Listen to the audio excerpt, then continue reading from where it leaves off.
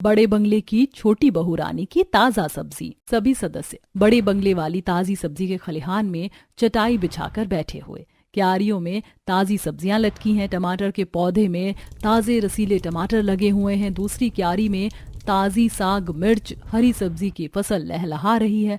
हल्की धूप खिली हुई है जिससे सब्जियां दिखने में और चमकदार लग रही हैं। छोटी बहू चूल्हा लगाकर बड़े बंगले के बाहर ताजी सब्जियों को बना रही है। पड़ोसनें अपनी चौखट पर खड़ी होकर बातें बना रही हैं। देख लो मालिनी जी, खाली देखने को ही बड़े बंगले वाले हैं ये लोग, बाकी हालात तो नाम बड़े और दर्शन छोटे वाले हैं इनके। मुझे तो कुछ माजरा ही समझ में नहीं आ रहा है सुजाता जी। आखिरकार ये बड़े बंगले वाले अपना शाही बावर्ची खाना छोड़कर इस तरह खुले में खाना पकाना क्यों कर रहे हैं? मुझे तो बहन इनकी छोटी बहू के लक्षण खराब लगते हैं सुजाता जी। सही कह रही हूँ, जब से बड़े बंगले में इसके पांव पड़े इनके ठाट बाट ही कितने बदल गए। पहले तो इनके परिवार में एक टाइम में हजार की सब्जियां पकाने में लगती थी और अब देखो बंगले के आगे सब्जियों की खेती कर ली है। बड़े बंगले का शोपीस एकदम खराब सा हो गया है। जब तक उनकी छोटी बहू नहीं आई थी इन बड़े बंगले वालों के लिए दिखावा बड़ी चीज थी। वहीं अब देख लो हाथी के दांत खाने के कुछ और दिखाने के कुछ और हैं। दोनों पड़ोसन अपनी चौखट पर खड़ी खड़ी बड़े बंगले की छोटी बहू को लेकर टिप्पणी कर रही थी, पर उनकी बातों में कितनी सच्चाई थी और क्यों इतने बड़े बंगले की बहू होने के बावजूद बहू खुद ही बंगले में सब्जियों की खेती उगा रही थी। क्या इसके पीछे उनके खराब हालात हैं या कुछ और? बबीता अपने सब्जी वाले खेत में से पिता के साथ ताजी सब्जियां तोड़वा रही थी। पिताजी, आज तो हमारी सब्जी के खेत में से कितनी कच्ची कच्ची कुंदरू टूट कर निकली है, वो भी 10 किलो से ऊपर निकली है। बेटी, ये कुंदरू की खेती भी तो तूने अपने हाथों से करी थी और तेरे हाथों की लगाई हुई सब्जियां खूब अच्छी उगती हैं। आजकल तो बाजार में कुंदरू बड़े बिक रहे हैं। कल तरकारी वालों ने 100 रुपए किलो के रेट से कुंदरू बेचा है। सच में पिताजी? कुंदरू 100 रुपए किलो? मगर कुंदरू की फसल उगाने में तो केवल बीज लगते हैं। फिर तो ये तरकारी वाले सब्जी खरीदने वालों से लूट मचा रहे। बेचारा कोई खाने कमाने वाला गरीब इतनी महंगी सब्जी कैसे खरीद पाएगा? बेटिया, सब्जी वाले भी तो 4 पैसे कमाने के लिए बैठे हैं। इसे भी कहीं ज्यादा महंगी सब्जी तरकारी तो शहरी बाजार में बिकती है। गांव के बाजार में तो फिर भी सब्जियों की सस्ताई है। चल अब जल्दी से 2-4 बड़ी बड़ी लौकी तोड़ दे और 5 किलो टमाटर तोड़ दे। पिताजी, आज टमाटर कम क्यों? बाकी दिन तो आप सब्जी के साथ 10 किलो टमाटर बेचने के लिए जाते हैं। बेटिया, अब बाजार में बहुत सारी तरकारी बेचने वाले आ गए हैं, इसलिए पहले की तरह ज्यादा सब्जियों की बिक्री नहीं है। तो ज्यादा सब्जी तोड़वा कर बासी करके बेचने का क्या फायदा है? चल अब जल्दी से टोकरी में टमाटर तोड़ दे। दिनेश के चेहरे पर सब्जी के व्यवसाय में बिक्री कम हो जाने के चलते निराशा लग रही थी, क्योंकि गांव में अधिकतर लोग खेतों में सब्जियां ताजी उगाते खाते थे। इसीलिए भरण पोषण के लिए ज्यादातर निवासियों ने सब्जी बेचने का व्यवसाय कर रखा था। इसीलिए सब्जी में जो आमदनी होती है उसे खाने पीने के खर्चे के बाद दिनेश के पास 1 रुपए नहीं बचता था। वहीं बबीता जमीन से जुड़ी हुई थी, उसे सब्जी की खेती उगाना काफी ज्यादा पसंद था। इसी तरह कुछ दिन गुजर जाते हैं। मिल गई फुर्सत आपको खेत से। सभी के घर में 4-5 बजे से ही चूल्हा जल चुका है और रात का खाना भी पक चुका है। मैं कब से सब्जियों के इंतजार में बैठी हूँ कि खाना बना सकूं। आज दोनों बाप बेटी खुद ही बनाओ खाओ, मैं नहीं बनाने वाली। खेत में से सब्जियां तोड़कर देर से लाने के चलते गोमती दोनों पर काफी गुस्सा करती है। तभी बबीता मनाते हुए, माँ पहले देखो तो आज हमारी सब्जी वाले खेत में से क्या निकला है, और मैंने खुद मिट्टी खोदकर जमीन में से निकाला है और आज मैं इसी की मसाला डालकर मीट स्टाइल में मस्त चटपटी सब्जी बनाकर अपनी माँ को खिलाऊंगी, क्योंकि मुझे पता है आपको जिमीकंद की सब्जी कितनी ज्यादा पसंद है। बेटिया, जितनी स्वादिष्ट सब्जी खाने में लगती है उतनी ही इसे धोने बनाने में हाथ कटने लगता है, और ऊपर से ये जमीन के अंदर की निकली बिल्कुल ताजी है तो और भी ज्यादा हाथ काटेगी। ला, मैं उसे छीलकर पीस काट देती हूँ, फिर तू बना लेना।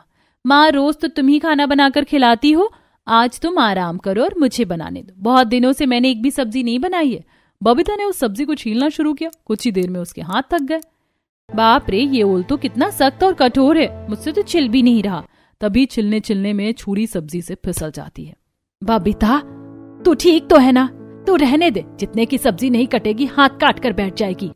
गोमती, मैंने तो तुम्हें कितनी बार कहा है कि दोनों टाइम की सब्जी इसी से कटवाया करो, वरना सब्जी काटना सीखेगी कैसे? कल को बड़े घर में शादी लग गई तो वहां पर चाकू छुरी से कैसे सब्जी छीलेगी काटेगी? दिनेश की आंखों में अपनी गरीब बेटी को बड़े घर में शादी करवाने के सपने लगाए थे। गोमती का मन आधा हो गया। अजी केवल ख्वाब देखने से बेटी को अच्छा घर द्वार नहीं मिलता, और आजकल तो बिना दहेज के अच्छा परिवार मिलना असंभव सा हो गया। थोड़ा सही ढंग का कमाने वाला लड़का चाहिए तो लाखों का दहेज दो। हमारे पास तो एक फूटी कौड़ी नहीं है। पता नहीं हमारी बबीता को कैसा घर द्वार ससुराल मिलेगा।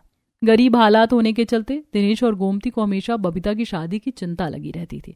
तभी डबडबाई आंखों से दिनेश ने भावुक होकर बबीता को देखते हुए कहा, अरे तुम कोई क्यों चिंता लेती हो गोमती?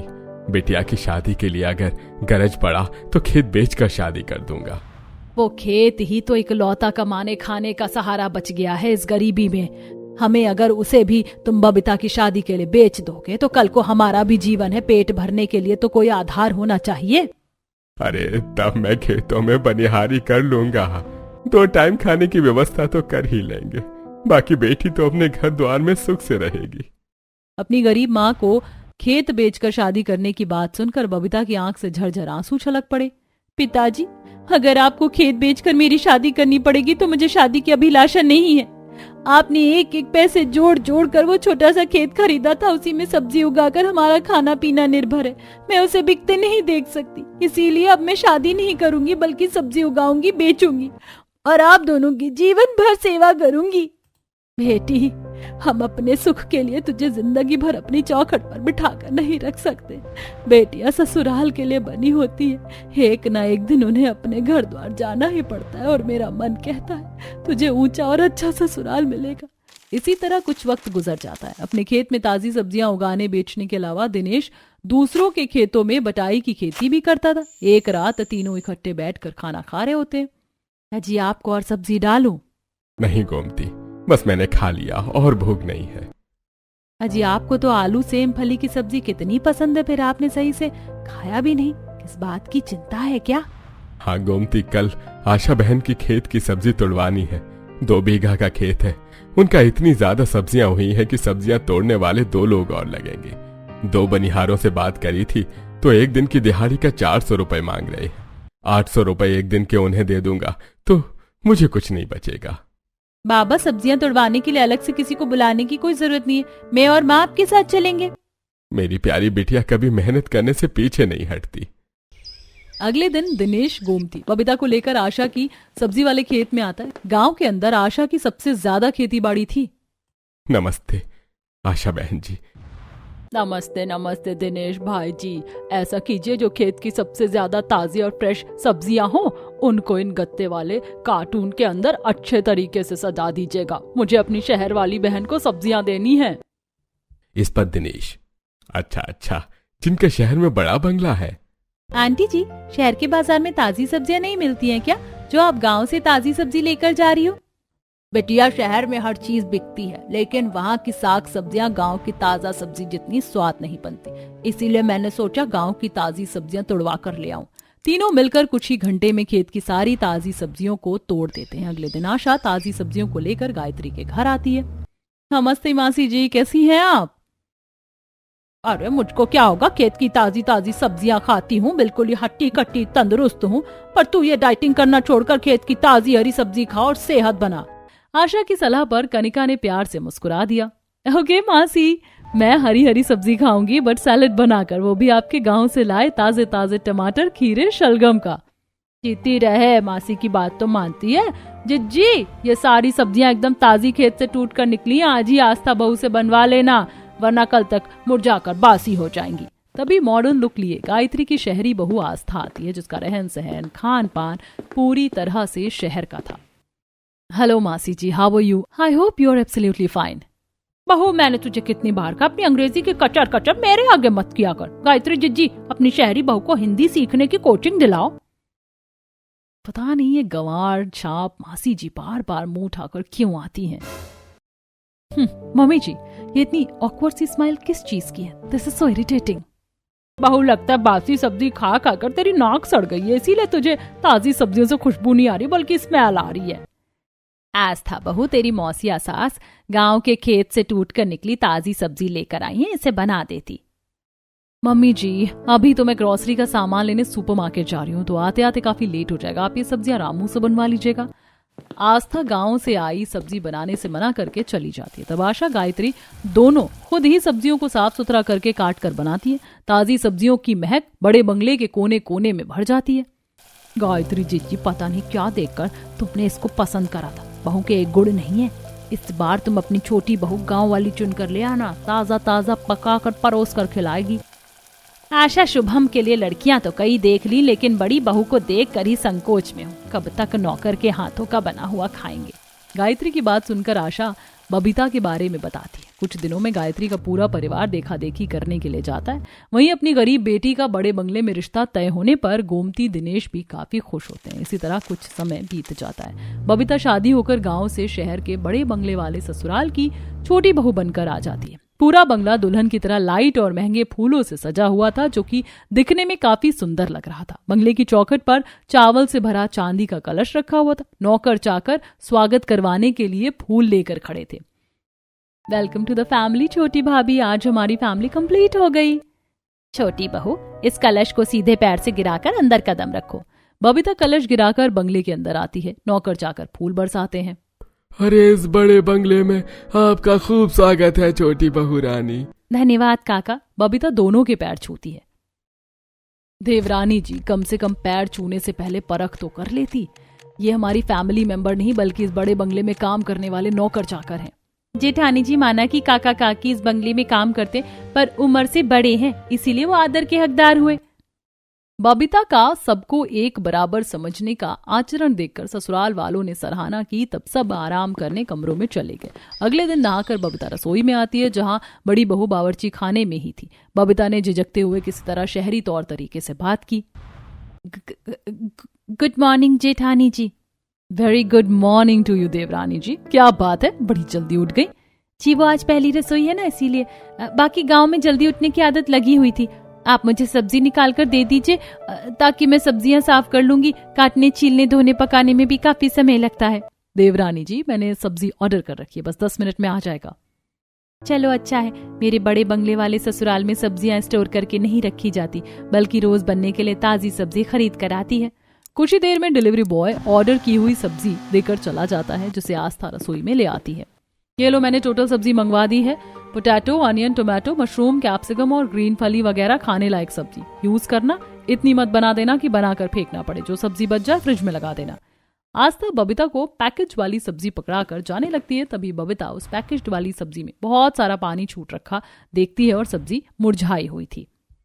जेठानी जी, ये पैकेज वाली सब्जियां तो कई दिन की पुरानी लग रही हैं। इसमें बिल्कुल ताजापन नहीं है। आप इसे बदलवा कर खुली सब्जी मंगवा दीजिए।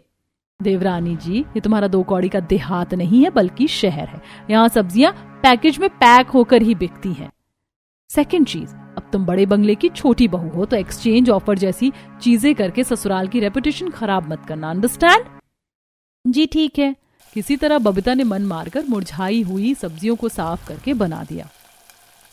कितनी देर से मैं इन सब्जियों को पका रही हूँ, मगर बिल्कुल स्वादिष्ट खुशबू नहीं आ रही।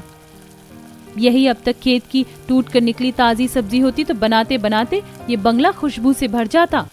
अरे छोटी पोता बहू, बन गया खाना तो जल्दी ले आ, मुझे सवेरे की दवाई खानी है। जी दादी माँ, बस लाई।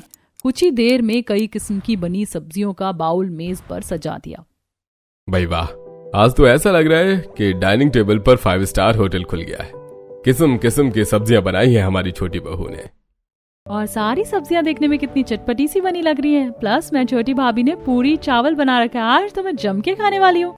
सभी ने बबीता की बनाई सब्जियों का स्वाद चखा। बबीता सबकी शक्ल के हाव भाव देख रही थी। उसके चेहरे पर झिझक थी कि सब्जी अच्छी नहीं बनी होगी। मुझे पता है आप सबको सब्जियों का स्वाद खाने में अच्छा नहीं लग रहा होगा, क्योंकि सब्जी बासी थी, इसीलिए स्वाद खिलकर नहीं उतरा। बिल्कुल भी नहीं चाची, हमें तो सब्जी खाने में टेस्टी लगी, स्पेशली ये मिक्स वेज।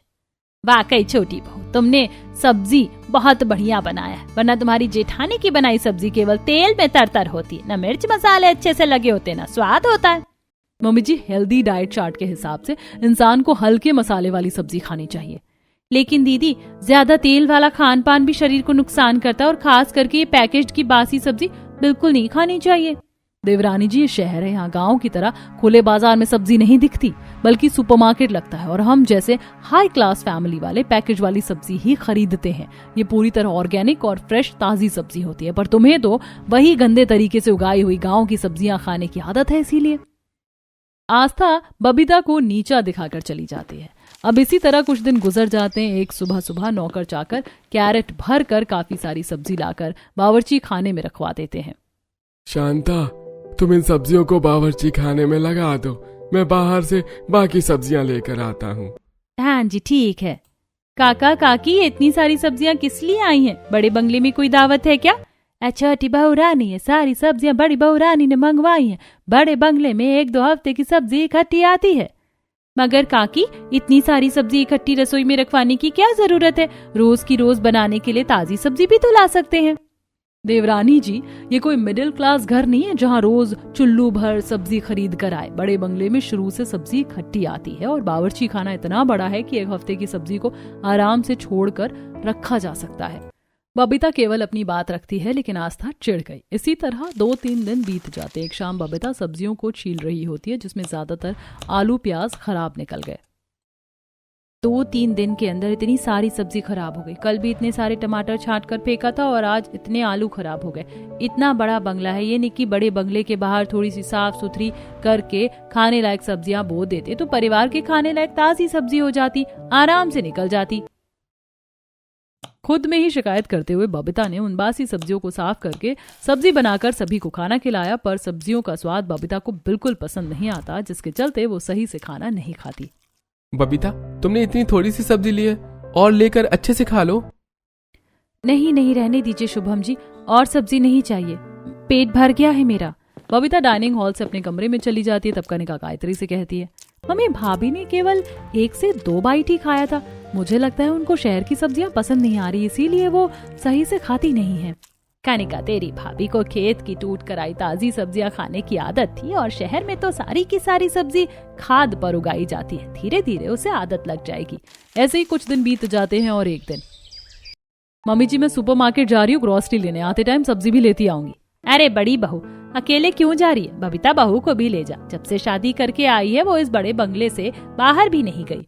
वैसे तो आस्था की शक्ल बन जाती है, लेकिन कोई ऑप्शन ना होने के चलते उसे बबीता को अपने साथ लेकर जाना पड़ता है। कुछ ही देर में दोनों हाई-फाई मॉल के अंदर पहुंच जाती हैं, जहां फ्रूट्स, सब्जी, राशन का सामान, तेल, मसाले, कपड़े, हर चीज बिक रही थी। जेठानी जी, इस मार्केट में तो सब्जी, फल, कपड़े सब कुछ एक साथ बिकता है। देवरानी जी, अब आंखें जमा जमा कर मॉल को ही देखती रहोगी? चलो, ग्रोसरी और सब्जी लेनी है। आस्था बबीता को सब्जी वाला कॉर्नर दिखाती है। तुम्हें जो भी सब्जी चाहिए यहाँ पर मिल जाएगी, तुम सब्जी ले लो, मैं बाकी का सामान लेकर आती हूँ। बबीता कैरेट में सजी सब्जी को देखने लगती है। सारी सब्जियां देखने में बिल्कुल बासी थी और कुछ पर तो पैकेट के अंदर हरे हरे कवक लग गए थे। इन सब्जी में तो बिल्कुल ताजापन नहीं है। बबीता सारी सब्जियों को देख देख कर छोड़ देती है। चलो, मैंने दाल, तेल, मसाले वगैरह ले लिया, तुमने सब्जी ले ली? जेठानी जी, इन सब्जियों को खरीदने पर फालतू के पैसे खर्च करने से बढ़िया हम बाहर रेडी वाले से सब्जी ले लेंगे। रेडी पर से सब्जी खरीदने की बात सुन आस्था बबीता को दोबारा नीचा दिखाती है। देवरानी जी, तुम्हारा दिमाग तो खराब नहीं हो क्या?